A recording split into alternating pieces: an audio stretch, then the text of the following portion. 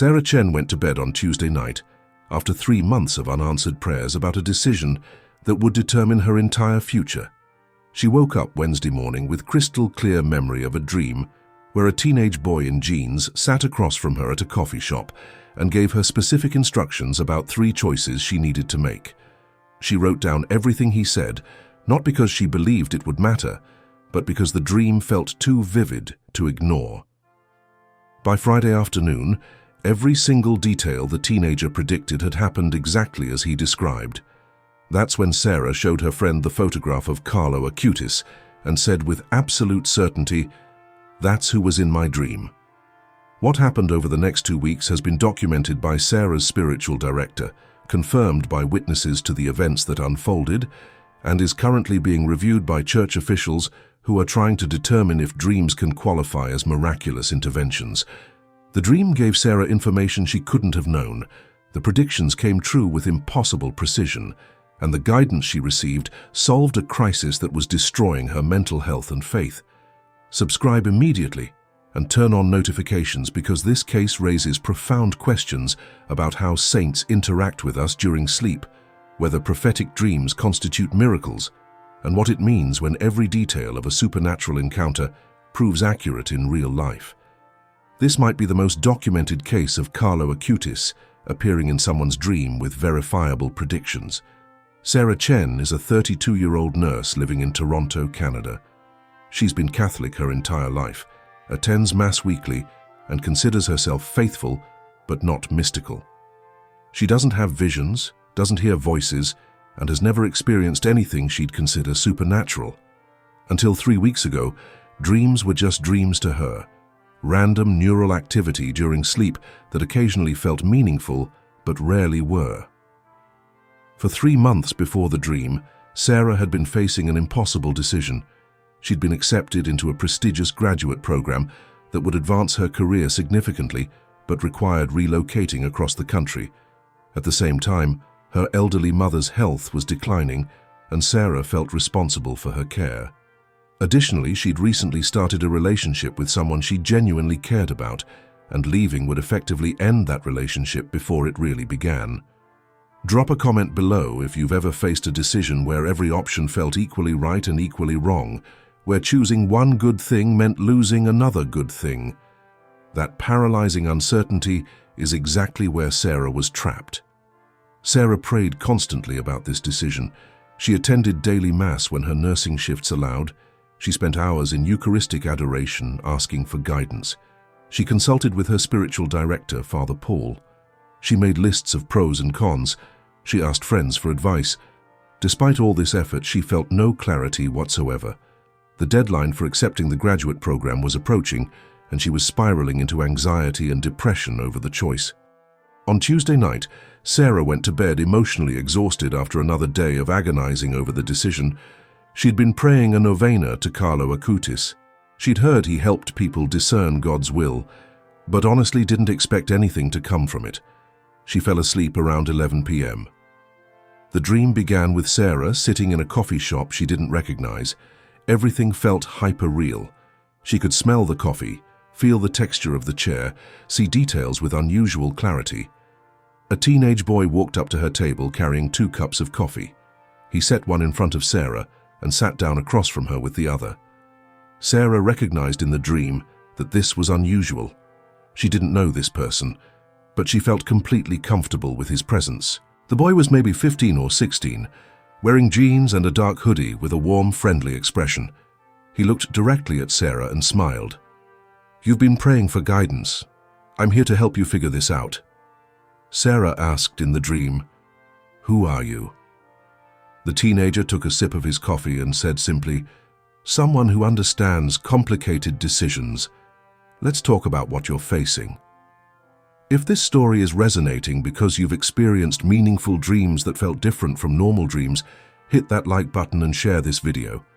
The line between sleeping and waking encounters with heaven might be thinner than we realize. The teenager didn't wait for Sarah to explain her situation. He already knew. You're trying to decide between the graduate program, staying to care for your mother, and maintaining your relationship.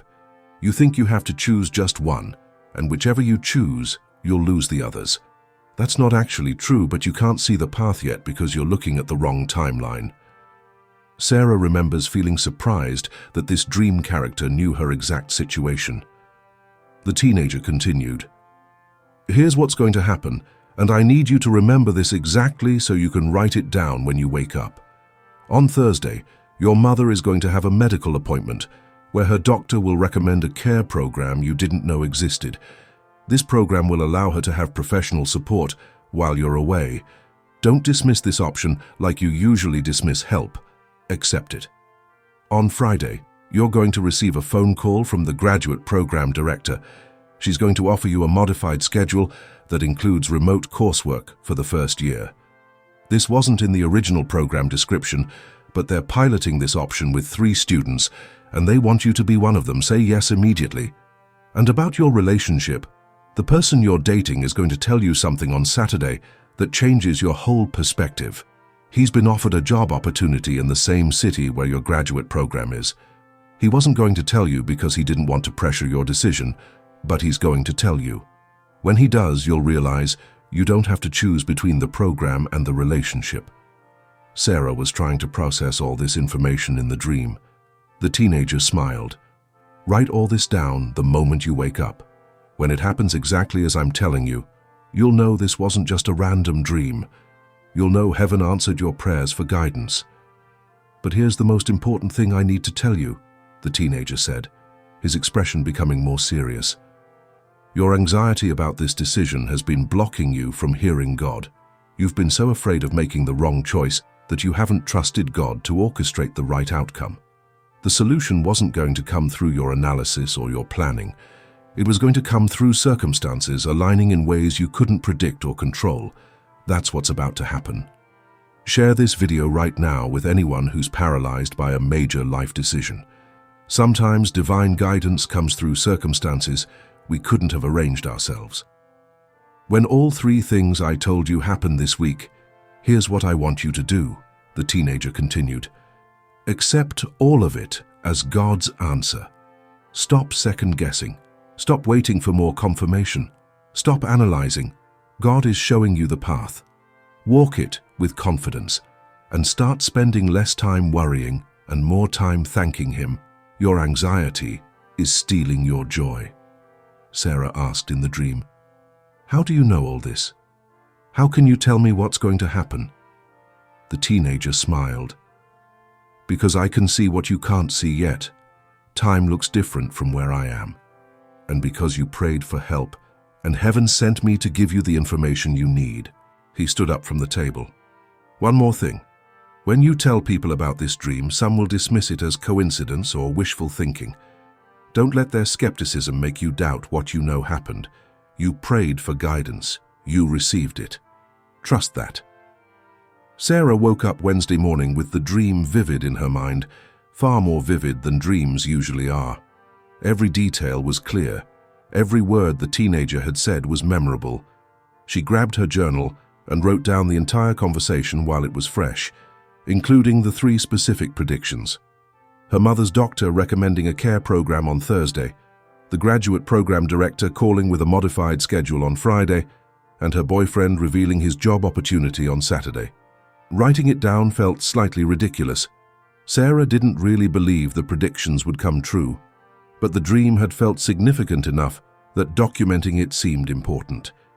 She went to work that day and tried not to think about it too much. Thursday afternoon, Sarah accompanied her mother to a routine cardiology appointment. The doctor reviewed her mother's condition and then mentioned something new. "I want to refer your mother to a comprehensive elder care program we're partnering with. They provide in-home support, medical monitoring, and social services. It's designed specifically for patients like your mother who need assistance but don't require full-time institutional care." Sarah froze. This was exactly what the dream teenager had predicted. She listened as the doctor explained the program. It would provide the support her mother needed while allowing Sarah the freedom to pursue her own life. The doctor even said, "I know families sometimes resist accepting outside help, but I really encourage you to consider this option." Sarah's hands were shaking as she thanked the doctor and accepted the referral information. That night, she pulled out her journal and read what she'd written Wednesday morning. The prediction was word for word accurate. She'd written, "Mother's doctor will recommend a care program that provides support while allowing me freedom. Comment below if you've ever experienced a dream or premonition that came true exactly as predicted. These experiences are more common than people admit, but witnesses stay silent for fear of sounding strange." Friday morning, Sarah was at work when her phone rang. The caller ID showed a number from the university where she'd been accepted. She answered nervously. It was Dr. Patricia Morrison, the director of the graduate program. "Sarah, I'm calling with an opportunity I think you'll be interested in. We're piloting a hybrid model for the first year of the program that includes significant remote coursework. This allows students to maintain their current location while beginning graduate studies. We're only offering this to 3 students, and we'd like you to be one of them. Would this address some of the concerns you mentioned about relocating?" Sarah couldn't speak for a moment. This was the second prediction coming true. Dr. Morrison continued, "I know this wasn't part of the original program description. We're launching this option specifically to make graduate education more accessible. If you're interested, I need your answer by Monday." Sarah managed to say she was very interested and would confirm by Monday. After hanging up, she immediately called Father Paul, her spiritual director, and told him about the dream and the 2 predictions that had already come true. Father Paul listened carefully and said, "Sarah, if the 3rd prediction happens tomorrow, we need to document this formally. Something significant is occurring." Saturday afternoon, Sarah met her boyfriend Thomas for lunch. They'd been dating for 4 months. Long enough to know this relationship had real potential, but not long enough to make major life decisions based on it. They ordered food and were making small talk when Thomas said, "I need to tell you something, and I don't want you to think this should influence your graduate school decision." Sarah's heart started pounding. She knew what was coming. Thomas continued, "I've been offered a position with my company's office in the same city where your program is located. It's a significant promotion, and I've been considering it for a few weeks. I didn't want to tell you because I didn't want to pressure you about graduate school, but if you're going there anyway, it would mean we wouldn't have to end this relationship." Sarah stared at him. The 3rd prediction had come true. All 3 events the dream teenager had described had happened exactly as he'd said they would. She pulled out her journal and showed Thomas what she'd written Wednesday morning, 3 days before this conversation. His eyes widened as he read the prediction about him revealing a job opportunity on Saturday. "Sarah, this is impossible," Thomas said. "I didn't even know I was going to tell you this today. I decided this morning. How could you have written this Wednesday?" Sarah shook her head. "I don't know, but I had a dream, and someone told me exactly what would happen, and it's all coming true." That evening, Sarah met with Father Paul and showed him her journal with all 3 predictions written before any of them occurred. Father Paul documented the timeline carefully. Sarah had written the predictions Wednesday morning. Mother's doctor appointment was Thursday. Graduate program call was Friday. Thomas's revelation was Saturday. The sequence matched perfectly. Father Paul asked Sarah to describe the person in her dream in as much detail as possible. Young teenager, maybe 15 or 16. Dark hair, jeans and hoodie, friendly, warm presence. Very confident, seemed to know things he shouldn't know. Father Paul pulled up images on his computer. "Have you ever seen Carlo Acutis?" He showed Sarah a photograph. Sarah gasped. "That's him. That's exactly who was in my dream." Subscribe and turn on notifications for updates as this case undergoes formal investigation. The documentation of predictions written before events occurred makes this one of the most verifiable CarloAcutis encounters on record. Father Paul contacted diocesan officials who investigate potential miraculous events. Sarah's case presents unique challenges. Most miraculous apparitions happen during waking hours. Dreams are notoriously difficult to verify because they're subjective experiences. However, Sarah's case has objective evidence, written predictions made before events occurred. The diocesan investigator, Monsignor David Walsh, interviewed Sarah extensively. He examined her journal, confirmed the dates through multiple sources, interviewed Thomas and Sarah's mother, and spoke with Dr. Morrison about the timeline of her phone call. Everything checked out. Sarah had documented information before it happened that she had no way of knowing. Monsignor Walsh's preliminary report states, while the encounter occurred during sleep, making it technically a dream rather than an apparition, the prophetic content that proved accurate suggests potential supernatural intervention. The witness demonstrated no prior history of prophetic dreams or mystical experiences. The specific accuracy of multiple predictions documented before their occurrence exceeds probability of coincidence. Further investigation warranted. Sarah followed all 3 pieces of guidance from the dream. She accepted the elder care program for her mother. She immediately said yes to the modified graduate program. When Thomas revealed his job opportunity, she encouraged him to accept it. Within 10 days of the dream, the entire situation that had been paralyzing her for 3 months resolved into a clear path forward. But the most significant change was internal. Sarah's anxiety dissolved. The fear that had been consuming her for months simply lifted. She told Father Paul, "The moment I realized the dream was coming true, I felt this overwhelming peace. I understood that God had been orchestrating all of this the entire time. My anxiety was because I was trying to control outcomes instead of trusting Him."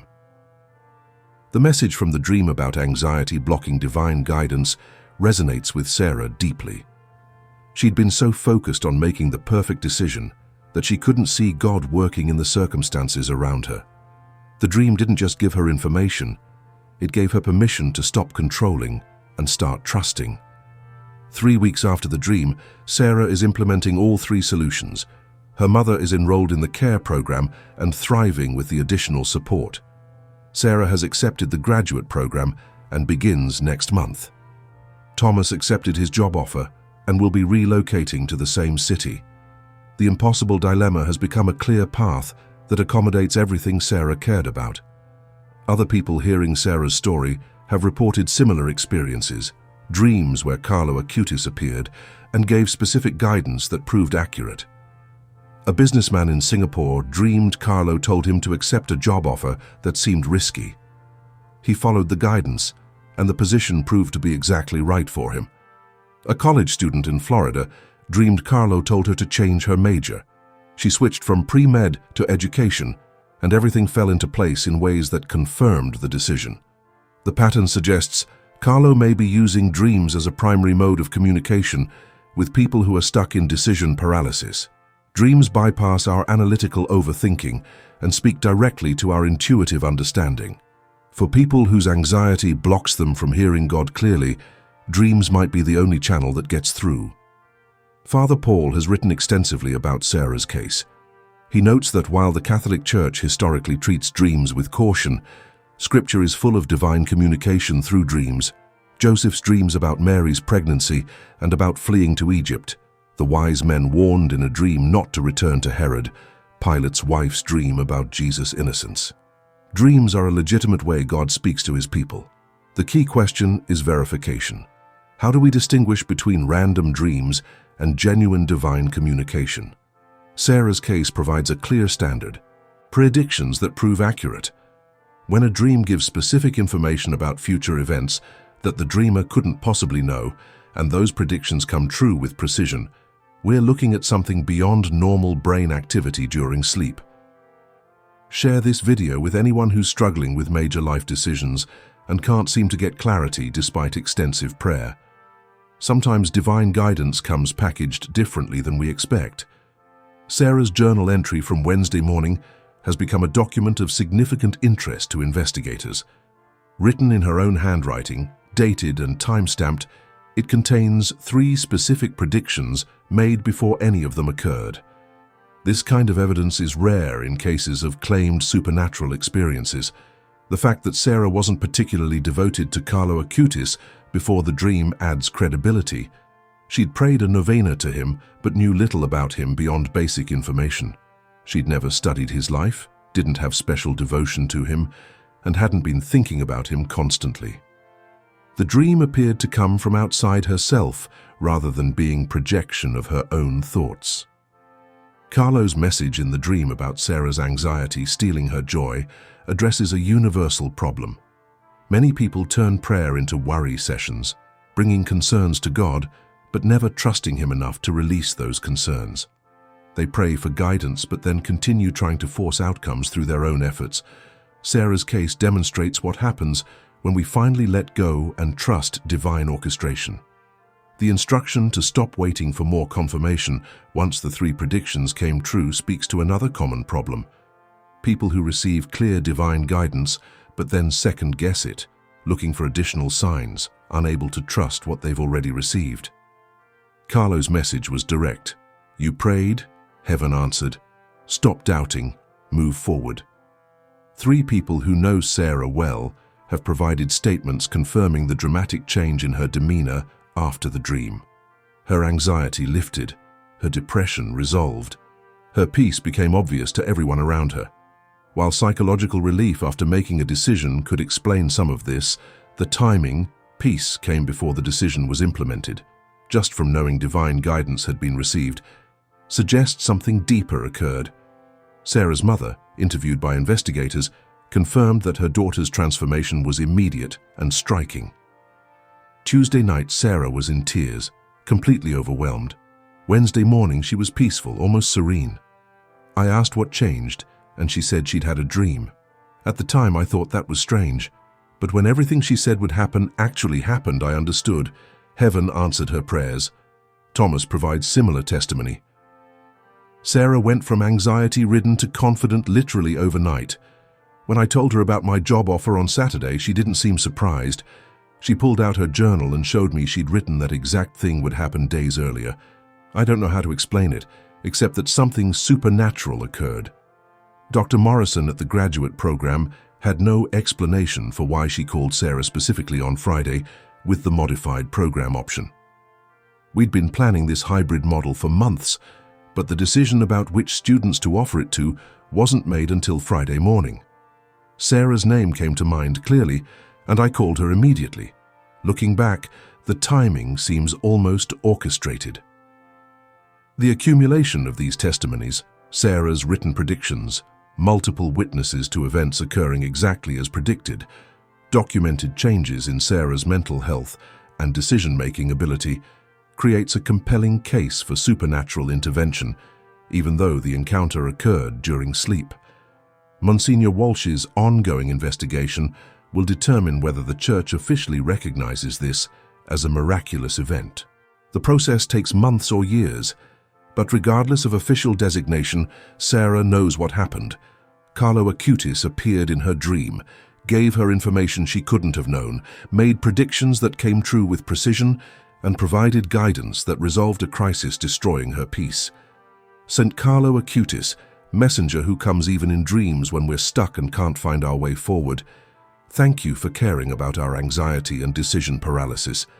Thank you for bringing divine guidance to people who pray but can't hear clearly because fear blocks the signal. Help us trust God enough to stop controlling outcomes.